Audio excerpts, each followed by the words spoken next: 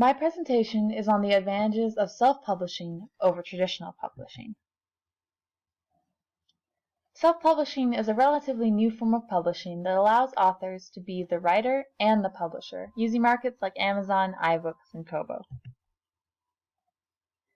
The publishing world is changing because of self-publishing. Technology is giving writers the ability to upload their books online for almost nothing. So with all the technology and changes, can self-published authors be just as successful as traditionally published authors? The answer is yes. According to a survey done about self-publishing, 43% of all printed books are self-published.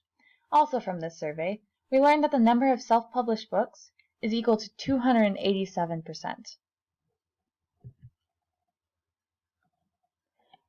Personally, I have experience in both traditional and self-publishing. When I was 18, I was picked up by a Christian publisher who promised commercials, radio ads, etc. with my contract. However, quite quickly I learned that they would only do this on rare occasions and only on lesser markets. Several years later, I self-published a novel with Amazon. I loved it.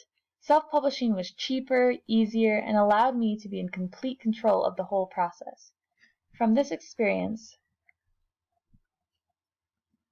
I learned that though traditional publishing comes with many perks, you can only really be successful if the publisher thinks you're not at risk. With self-publishing, if you think you can do it, you can.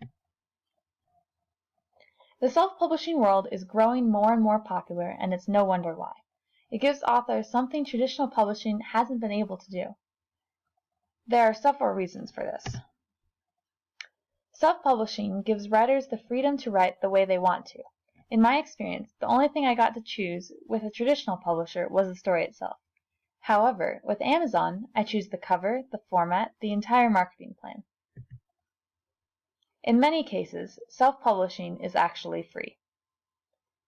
As an Amazon author, the only thing I pay for is editing and design, and those are purely optional costs. Many new writers think there is little chance of success in the self-publishing world. However, many well-known authors have started with self-publishing. Take the example of Amanda Hocking, who is the best-selling author of the Trill series. She started out writing ebooks and self-publishing them. Eventually, she sold millions of these ebooks, and a publisher picked her up. Many writers look down on self-publishing, seeing it as only a last resort option because they believe that they can't get the same results as traditional publishing.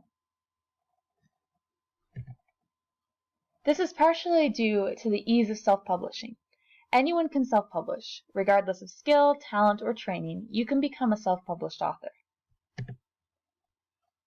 Because of its ease, self-publishing can be risky. The market is very competitive, and there are millions of books for readers to sort through. Standing out in the crowd becomes crucial. Self-published books are also scorned by literary awards. Most literary awards aren't open to self-published books. Of course, most writers do not consider that the traditional publishing world has its problems, such as expenses, competition, etc.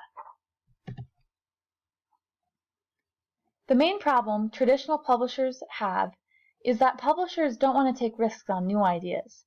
They mostly accept manuscripts similar to already popular books, such as Harry Potter, Divergent, since they know that those are the ideas that will sell without publishers having to take a risk on a new idea. So if you have unique new ideas, traditional publishing may be a hard market to get into. So in review, essentially, self-publishing allows writers to choose their own paths and make their own way. Even though it's not easy, self-publishing can provide writers with success as it did for Amanda Hocking. With traditional publishers afraid to take risks, new writers may find that self-publishing is the way to go. Any questions?